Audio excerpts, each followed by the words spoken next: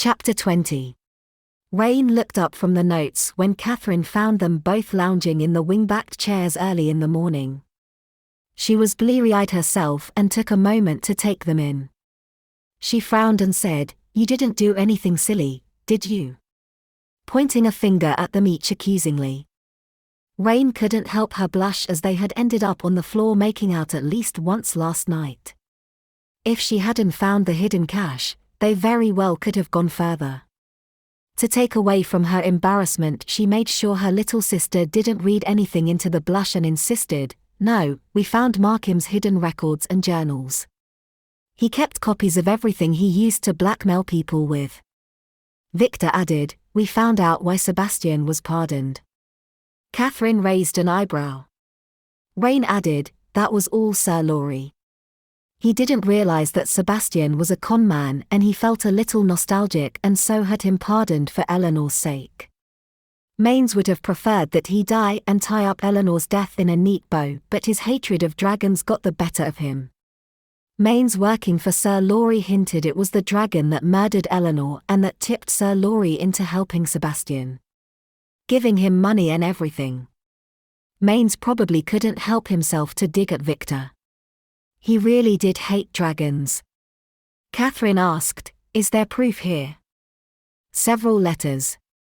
How Markham got hold of them I have no idea. He was certainly good at being a blackmailer." Rain wasn't sure she should be impressed with his skills, but he had been an investigator for the police, so maybe he got his skills from that. Catherine smiled. "Well, bundle up all the evidence. Everett and I will take it over this morning and get everything sorted with Uncle Rowan. Should we tell him about Victor though? They might as well come completely clean with him. He knew enough that if he was going to have her fired, he could do that." "Yes. I'm thinking of another approach that if it works should keep him safe from any other attacks from the public as well as Maines." Catherine yawned and apologized as she wandered off sleepily to find food for breakfast. Chapter 21. "Why are we here?" Victor asked. He wore a hat and a scarf, though it wasn't really cold enough to be so bundled up. But it would help with people not recognizing him.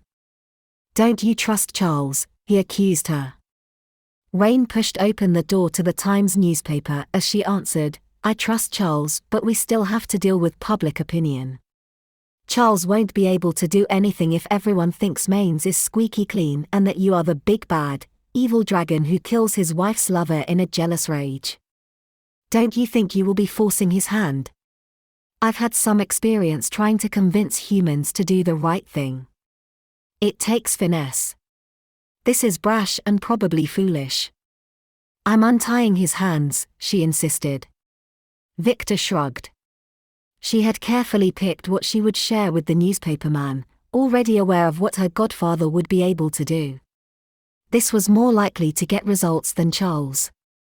He had already admitted to her that because they both held equal positions that even with proof it would be difficult to bring him to justice. Maines would most likely buy his way out of the charges and it would be reduced to a scandal. The clacking of the press was loud, but the newspaperman wasn't in the press room. They made their way to the back and behind a door where it was much quieter. They found him working with others to set the type. "Hey, Thomas." He spun, and when he recognized her, he motioned her to the back room where they could close the door and talk without having to yell over the top of the clacking of the press or overheard by his workers. He wiggled his fingers at Victor and said, "A new chapter. This guy a peeler as well?" She motioned to Victor and he took off his hat and scarf. Thomas gasped as he recognized Victor. "I thought you were dead." Thomas repeated himself, this time softer and to himself. He bounced from foot to foot as he grew excited about the story. He clapped his hands together and asked, "You came to me first, right? This is my present for being such a nice guy before, or is it because your dear old daddy likes the paper?" Her father had discerning tastes, but it was clear that Thomas was the heart of this paper, and if her father thought there was substance to the paper, she would take that as an endorsement. Besides, she had seen the passion Thomas had for his paper and he avoided sensational and inaccurate news. He didn't wait for her answer and turned to scramble for a piece of paper and ink. His hands fluid as he worked. He ran one hand through his hair, too excited to keep still. Tell it all. How did he do it? Some dragon magic? Is he going to go on another killing spree? Is he in breach of the treaty? Will the other dragons be coming after him? He moved things that kept rolling onto the paper. With a frustrated growl, he swiped an arm across the surface and knocked off everything except the inkwell and the page he was working on. Thomas looked up at them when they didn't answer. Victor looked at her. This was her idea, so she was glad he wasn't taking the lead. Besides, he wasn't so sure this was a good idea and had expressed that several times on their way here. She thought it was poetic justice that their problems would be solved by a newspaper. Especially after the trouble they had caused Victor with the news they had been reporting on from Mainz. Angry at the situation, she grabbed Victor's hat and scarf. He gagged as she pulled on the scarf too fast. She placed them on the table, now clear of everything but Thomas' notes. Victor is innocent. He was framed by the head of the Scotland Yard, Mainz. Thomas' mouth dropped and he went back to bouncing on his feet. Even better. Tell it all. Spill. She told of how Mainz had framed the dragon because of a vendetta and that he had killed Eleanor and Sebastian. She didn't add in Sir Laurie as she didn't have the evidence for that. She had only extrapolated from what she knew of the crime and his connections to the rest of the events. And she left Markham out as it would only confuse the issue. It was enough to make Thomas giggle like a schoolgirl as he jotted down notes. She didn't tell him how she had rescued Victor, she let him think it was some power that Victor had managed, despite that his abilities would have been hindered by the collar. They left without Thomas even realizing she had kept things from him as he danced around the back room, his fingers twirling in the air as he came up with headlines for the article he would write. Outside, Victor returned to his cocooned version of himself by wrapping the scarf around the lower half of his face. Donning his hat, he offered his hand. She hesitated. He asked, "What do you fear? That you will swallow me up whole? You know dragons don't do that anymore." She shook her head and took his hand. She wasn't about to correct his misconception. Chapter 22. Rain sorted through the rest of Markham's notes, placing them into a trunk so they could take the very sensitive documents to the yard where it could be kept safe. It would take months to contact everyone on the list and inform them of the demise of Markham and their newfound freedom from the blackmailer. She wasn't even sure if they were still paying him and the money collecting in some way. She would have to speak with Lady Beechworth to see if Markham had informed her yet on payment details. She clicked the trunk closed and sat back on her heels. Victor offered his hand so she could get to her feet. Once on her feet, she dusted off her skirts. Victor ran his hands down her arms and lifted both her hands. He studied them both equally. You know, hands are important to dragons. It is how we marry. Really? She didn't pull her hands back, despite where the conversation was going. She wasn't ready for marriage and everything it entailed. If a dragon ever asks for your hands, they are actually offering marriage. On the spot, just like that. No priest. And then bang, they are married. If the Ton were aware of this, they would be horrified. They loved the ceremony of life, and weddings were a significant event. Usually with an elaborate breakfast and the best clothes. Her mother would insist on a new gown, and probably one as revealing as the gold gown. Hopefully, it wouldn't be white like the Empress gown had been at her wedding. Her statement of a white gown had been important after the previous Emperor's penchant for breaking every vow in his marriage, but it wouldn't sit right with her to wear white. She couldn't think of just holding hands being the complete marriage ceremony. Yes. We have had some misunderstandings amongst the dragons and humans. We've been told that we have to be clearer when offering. His grin made her think he didn't particularly care that there had been misunderstandings in the past.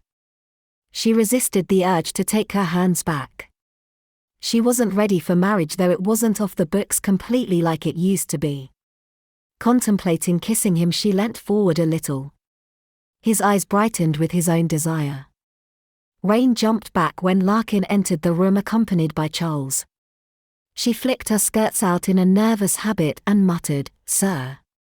Charles motioned for her to take a seat as he took in the room. Victor hadn't completed his reading of Markham's notes in his journal and had that sitting on the arm of the chair. She didn't think there was anything else about Mains in there, but she assumed Victor had been fascinated by some of the things he found about others in society. She worried about what he could find, but she also couldn't think of a reason he shouldn't read it that he would agree with. She just hoped he didn't use anything in there for anything nefarious. But then she was talking about a dragon. He was always up to something. She waved for Charles to take a seat, but he shook his head. "I'm only here to share some news." He didn't sound pleased. But that wasn't a clue about the news he was about to share. Arresting a fellow colleague would not be a time to rejoice for him. Mains is in the wind. He didn't come into work today. We sent people around to his house and it is deserted. There are some signs he has gone to the continent. Victor snorted and said, "If he is planning to avoid dragons, that isn't the best place to go. He should have headed towards the New World. There are very few dragons there." But the continent was also more like England. Many of the people who went on the run did so to places that were familiar to them. Running to a place where you didn't know the rules and the etiquette could be problematic. Besides, there might be people that Mains knew on the continent who might be able to help him. It wasn't a very satisfactory ending, but it did mean they were safe. Charles added, "Also from what was printed today in the newspapers, I don't think he will be returning. Even if the dragons don't find him on the continent. That is the end of this whole situation. So, I expect you back at work on Monday, officer." She bowed her head and Charles returned it before he spun on his heels and left. Catherine asked, "That is good news, isn't it? You don't have your name smeared because you had a fellow officer arrested. Charles doesn't have to sit through trials and executions. This will be merely gossip and disappear the next time a new scandal appears in the Ton." Rain pursed her lips. She wasn't so sure, but she wouldn't voice that. Everett got to his feet and clapped his hands to help dispel some of the tension from the room. "Let's head home. I don't know about you, but I'm tired of making my own food. I miss cakes." He didn't wait for an answer before he headed out of the room to pack up their things. Catherine followed.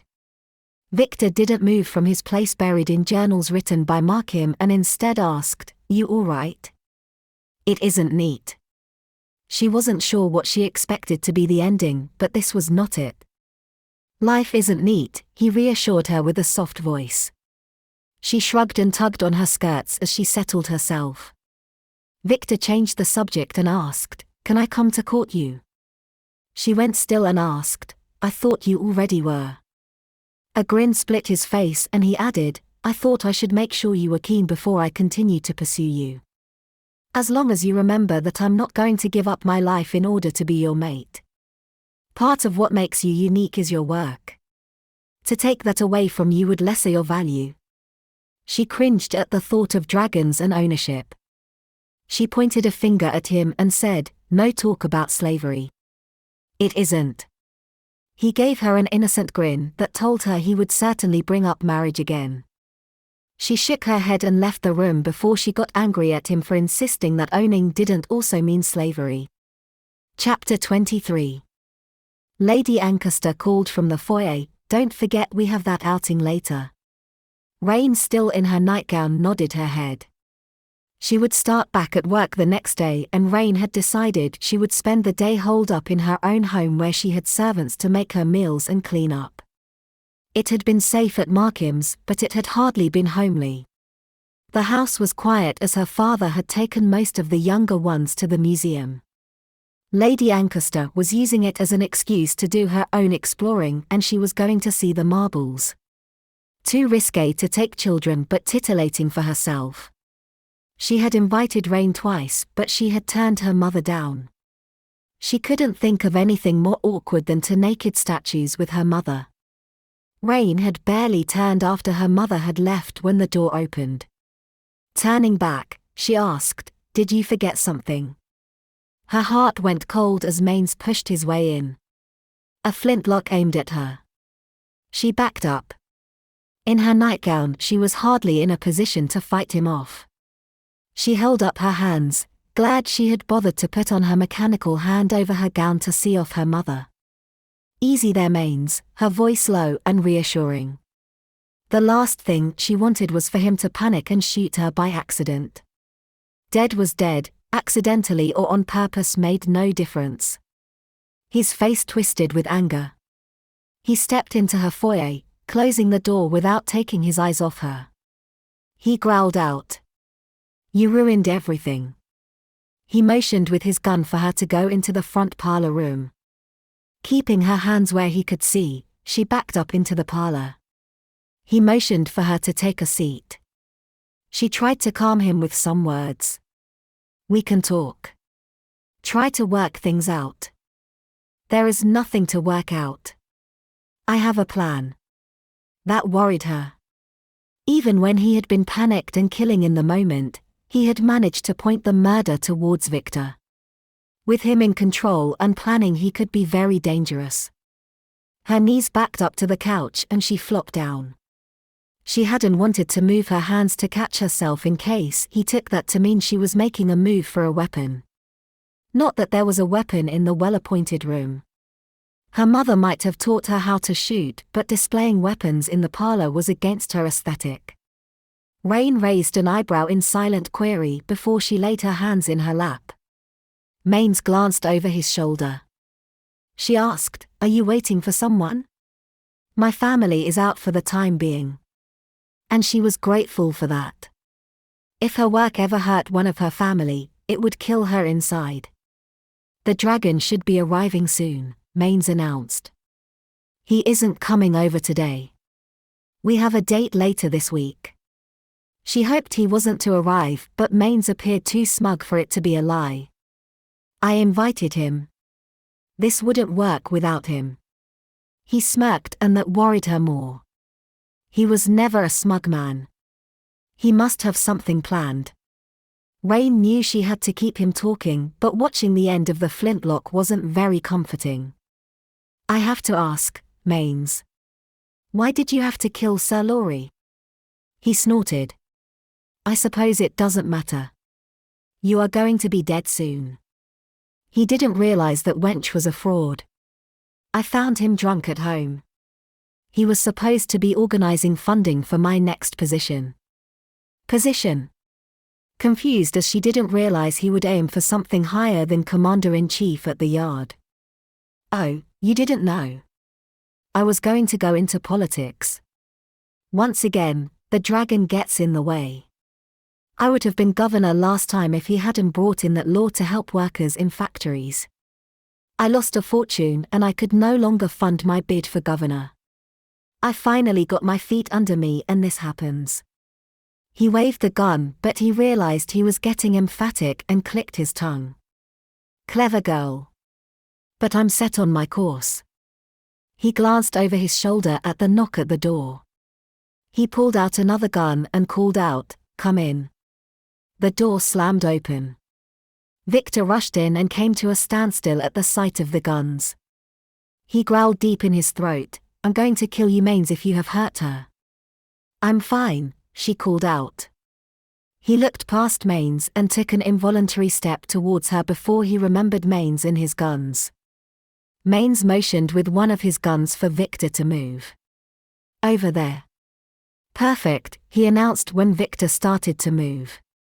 Victor got halfway across the room before Maines motioned for him to stop. Anger sparked in Victor's eyes, but he stopped in his tracks. Maines could now keep an eye on both of them. Both guns aimed at their chests. Victor asked, "What is your plan, Maines?" "Kill us both." "No one is going to believe that." "But they will. You killed your first wife. Why wouldn't they have believed that you killed your second?" She has no brands. She isn't my wife, Victor insisted. Neither did Eleanor when she died. Maines was still very smug. His plans were successful so far. Here he had both of them at his mercy. Victor growled, she did when she left the house. Was it you who she renounced me to? She did tell me you were a bore. Is that all it takes to get rid of someone like you? Maines snorted at the thought. Victor's face was dark, but he didn't lay on insults. Wayne was glad he was keeping Maines talking. But making him angry wasn't the best way to get out of this situation. At least let me say goodbye, Victor said in a defeated voice. Maines acquiesced but added sharply, quickly. Victor stepped closer to her and said, take my hands.